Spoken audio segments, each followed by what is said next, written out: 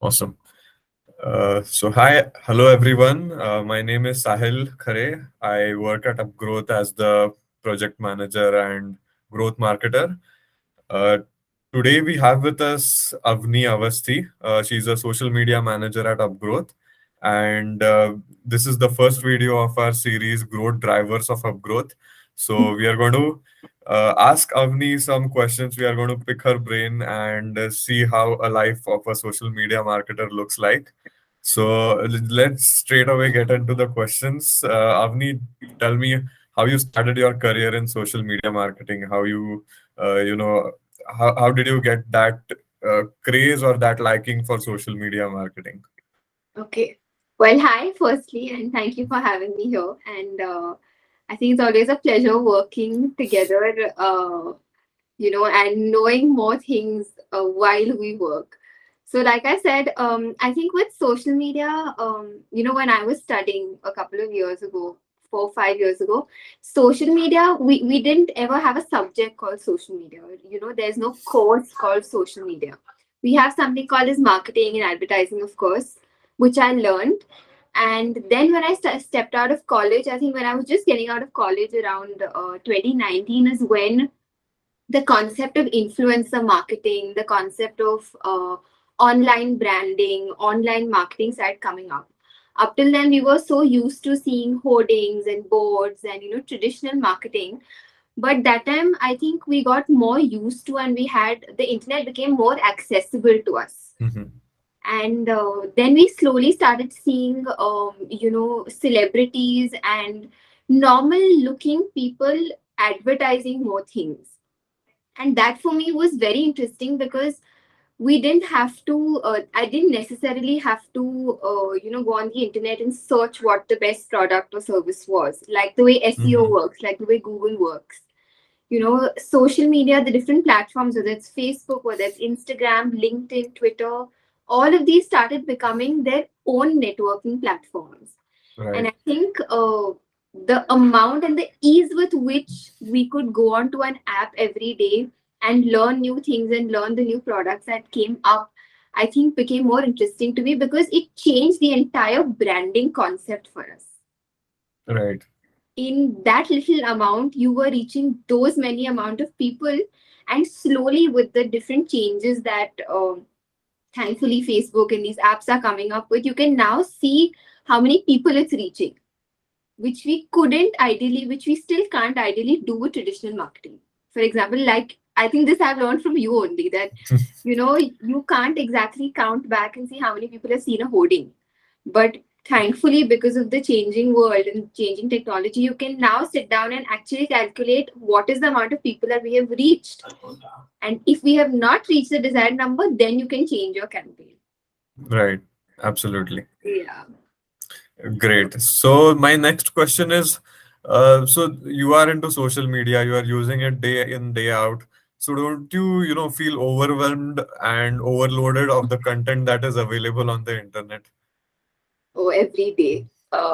It's it's an addiction. I mean, to Mhm. be very, very honest, it's an addiction. And we don't accept it. I think the first problem of addiction is that you don't accept it. But Right. there is so much content that goes out in media that we forget to analyze what quality content is. Mm-hmm. But again, it depends, what for me quality content is does not have to be the same quality content for you. It can differ from person to person, which is why the concept of content creators and influencers has become so wide and so big. Yeah. For me, maybe comedy is quality content because it helps me forget my busy day. For you, maybe watching a TEDx speaker is quality content. Mm-hmm. So I think what is extremely necessary for us is just to put a hard stop on how much of scrolling on it, because that's what worked for me. I have now, thankfully, because these smartphones that we have, you can put a timer on every app. Mm-hmm. Sorry, you can put a timer on every app, and you can decide how long you want to scroll on it. And so once that timer is up, I kind of shut down my Oh wow, that's a nice advice for all yeah. the youngsters who are like glued to social media. Yeah. And of course, it's like a parental control, but for yourself. Right. Right. Yeah. Cool.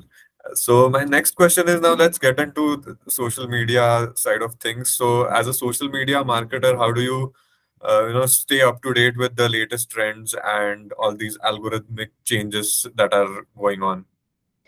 So I think first of all, it's extremely important to learn to identify what trends are. Now, for example, for the longest time, people didn't know how to identify trending audios on Instagram. Mm-hmm.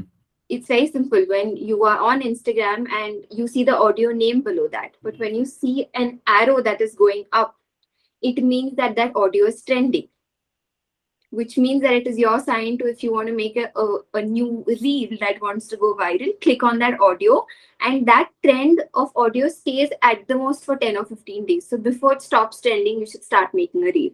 Mm-hmm. Then the other way of identifying is that when you click on that audio, it will show you the number of content, number of videos that have been made on that audio. Right. It sometimes shows you it has been 100,000 videos have been made. Sometimes it shows you 15,000. But the hack is that if the audio has been used only below 15,000 times, then you should make it. If it has already crossed 15,000 times videos, then it may not trend as much. So you have to keep reading, and there are wonderful, to be very honest, there are wonderful courses these days online that teach you how to identify these hacks. Everyone keeps complaining about, oh, why is Facebook not pushing my content, why is YouTube not pushing my content, why is Instagram not pushing my content, the algorithm is changing. Yes, the algorithm is changing, but that's why we are social media marketers, because we have to learn how to identify a change in algorithm. Right.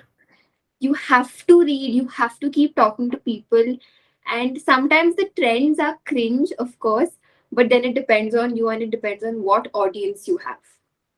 Absolutely. Absolutely. So this was something new. Thanks for sharing.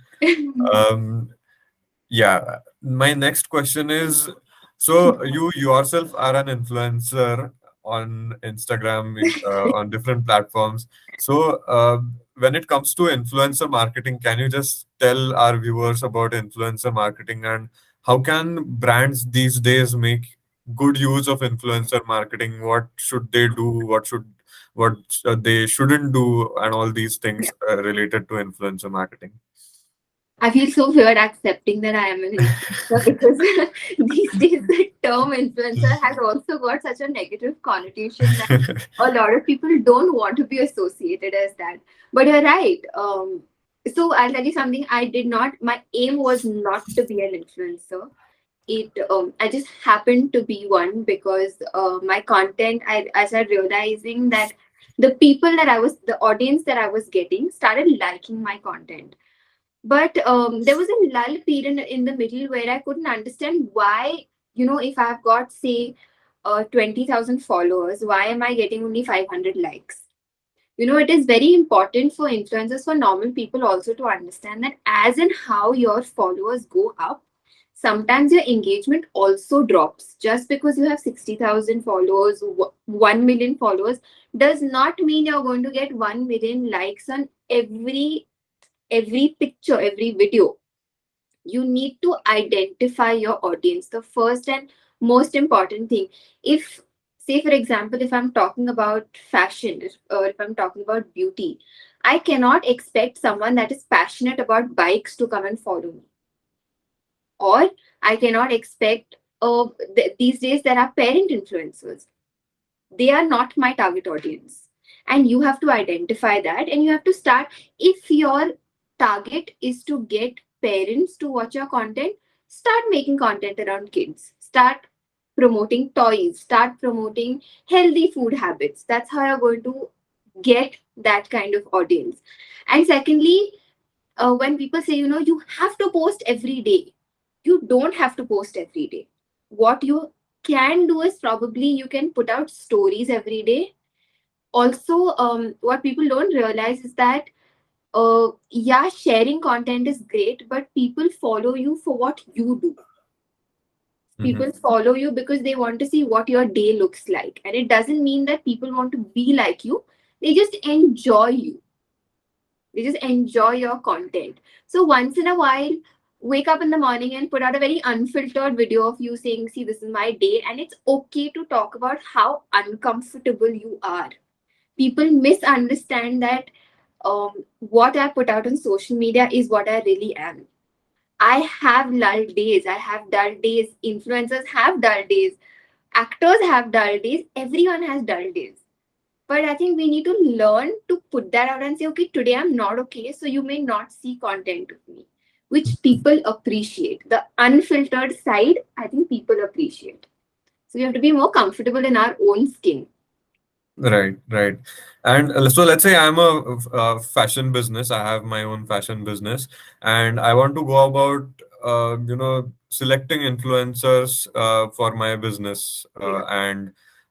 So can you just shed a bit of light on how a business should go about picking an influencer? When is the right time to do that, or what are the things, the nitty-gritties involved in this process? So I think first as a brand, it's very important for you to identify what your price point is. What is the amount that you're spending, what is the age that you're looking at, and what are the genders that you're looking at to cater. Once you do that, then it becomes very easy for you to. Hashtags are there on Instagram, on Facebook, Mm-hmm. on YouTube for a reason. Because when you search a hashtag and say, and as an influencer, I put down a hashtag, I will be able to tap into that influencer. I put out a hashtag, or you can even Google it, saying I want to look for these influencers, fashion influencers, and that list automatically comes up. What is also important is what locality you're in. Are you a local brand, or are you a national brand, or are you a state wise brand, or are you an international brand? If you're an international brand, you can reach out to international influencers and send it to them. If you're a local brand, you can reach out to local influencers. And I think it's very important to take a professional approach, in the sense that these days anyone gets random DMs and random messages. Your message has to be very professionally written, or most times influencers have an email ID that is given. Reach out to them through an email ID, write very specifically what you want to cater to, and also remember that most of the influencers these days, it's a business for them also. You cannot always go up to influencers and go with an approach of, I want to have a collaboration with you. The minute as a brand you go up to them and say, I want to have a barter collaboration or a free collaboration with you, influencers take a back step, because they start taking the brand a little lightly. Of course, the concept of vocal for local is coming up, which is great. But your approach towards influencers, sometimes influencers feel that we're not being taken seriously. So, Right. as a brand that wants to go out seriously, needs to approach them very seriously as well, and needs to let them know that I appreciate the work that you're doing, but this is my audience, this is what I want to cater to. And there are two types of influencers: one that can help you get sales, and second that can help you get traction. So, you need to identify through your campaign, do you want to get sales or do you want to only get eyeballs? Mm-hmm. And then, depending on that, the ones that want to get sales, you can go to the influencer and say that this is your code, put out your video, put out your post, and let people click on this. And through your code, they can get a 10 or 20% discount. Through that link, you can backtrack and see this influencer has helped me get 10 new purchases. Mm-hmm. That is the influencer you want. Or then, like me, I don't promise any sales, but I promise traction. I can promise you that people will come and follow you. So you Right. need to identify, and that is how you should also invest in that. Don't just invest because everyone is saying influencer marketing is great. Sit down, cut down into 10 influencers, say two influencers I want for sales, two influencers I want for traction, and the other influencers I just want because I want to be the talk of the town.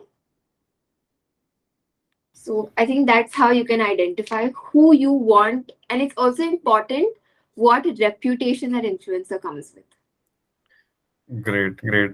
So thanks for all those insights. with. I think we've got some inner details about how influencer Yeah. marketing works in the influencer world, if I can say that. Yeah. Yeah. And so let's move to the next questions. Now, let's say, can you give some tips? Let's say, can you give 4 tips, to our viewers to ensure that their content gets the most engagement? I think one is Make content only according to your audience. If I'm a dancer and tomorrow I'm going and putting out a singing ka video that I know nothing about, people are not going to appreciate it. Know your audience, take some time to identify what your audience is and cater to that audience. Don't run behind brand deals all the time because it might help you get money, it will not help you get traction. And the image that people get is that, oh, she's also become one of those that just wants to do brand deals and just wants money and doesn't care about what we like. Second is, it is extremely important to engage with your audience. If someone has taken the time to come and comment on your uh, picture or your post or your video, if you don't like the comment, let it go or delete it. But if you do like it, make sure you respond to them and let them know that you are appreciating it. That way, people tend to share your content more. People will come back for your audience more. I think third, and the most important, as I said, is that try and be as unfiltered as you can.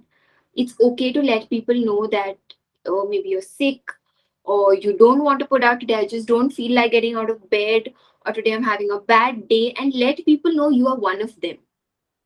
Don't put out a celebrity status that creates a gap between you and your audience. The more real you are, the more you let people know, I have overeaten today, or I've put on weight, or I've lost weight, or I don't, emotionally I'm not okay. People will want to reach out to you and, want to be there for you. And I think lastly is that just don't create content because you just want to create content.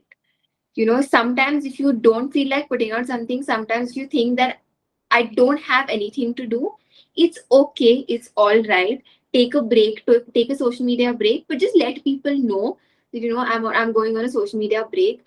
Don't psych yourself up with the fact that just because I have 500,000 followers on Instagram, that means I'm a celebrity. You please stay grounded, stay real for yourself, because God forbid one day, say Instagram takes down your account or Facebook takes down your page, then you're going to hit reality. There is a big difference between your reality and what you show on social media. So don't let it get into your head to a point where if you don't have it, you can't live without Cool. Thanks so much for that. You were there was a point where you mentioned, being unfiltered uh, on social media. So how can brands be, remain unfiltered? How can they connect with the audience better by remaining unfiltered, or showing a bit of transparency?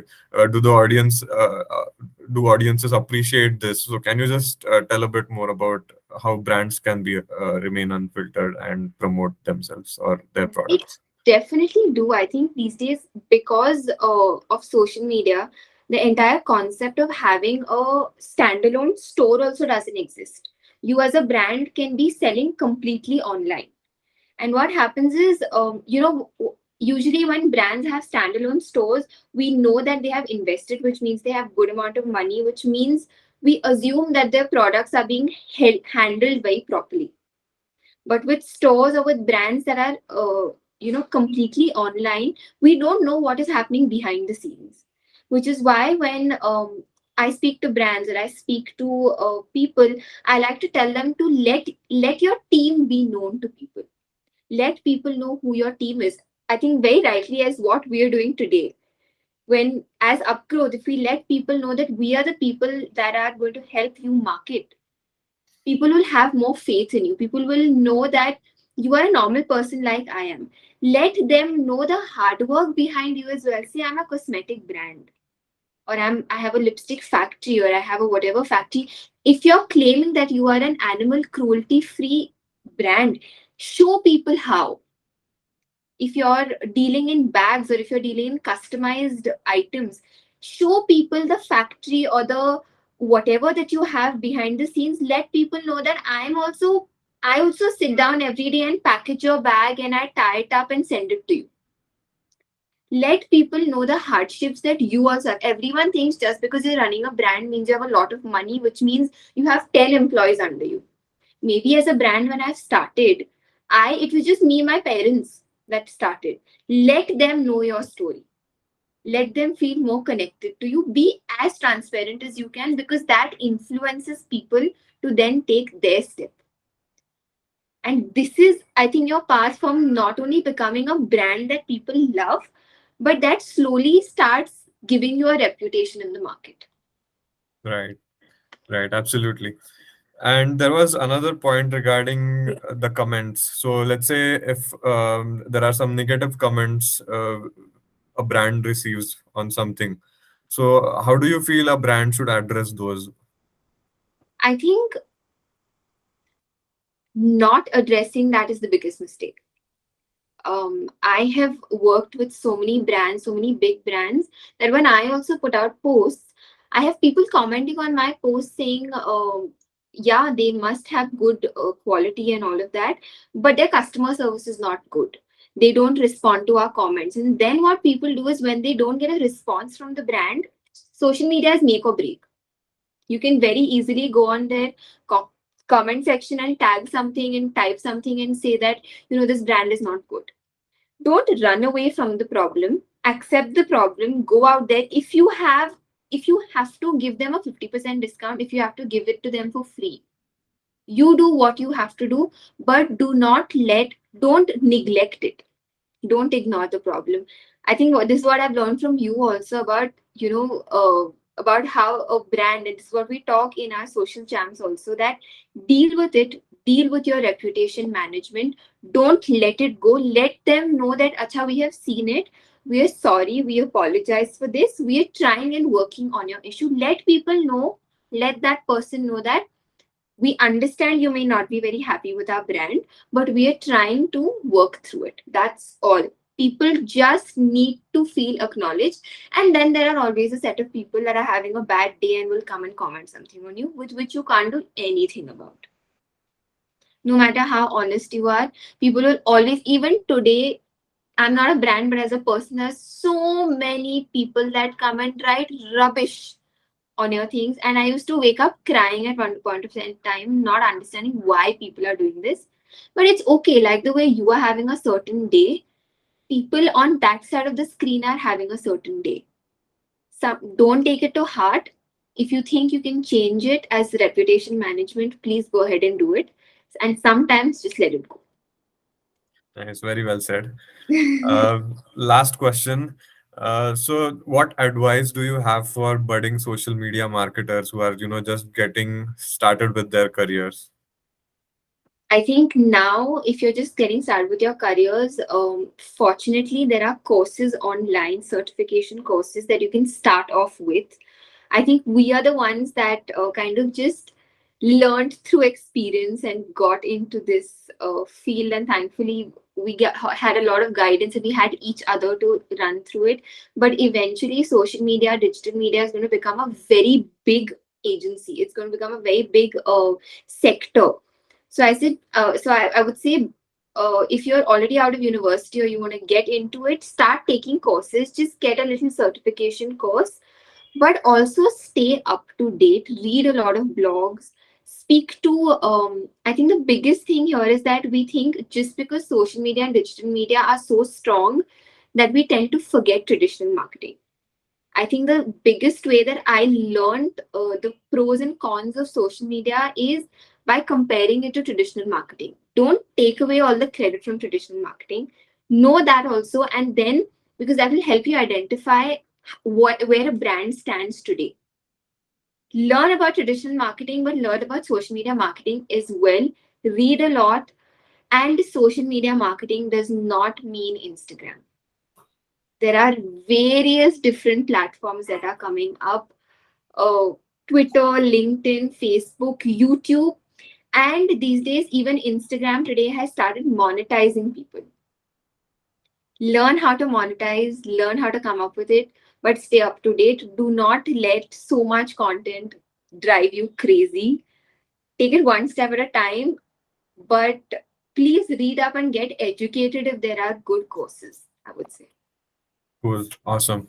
Thanks a lot, Avni, for taking time out of your busy schedule and being with us here today. So, to all our viewers, this was our first episode, and See you all in the next episode. Thank you so much for tuning in. Goodbye. Thank you.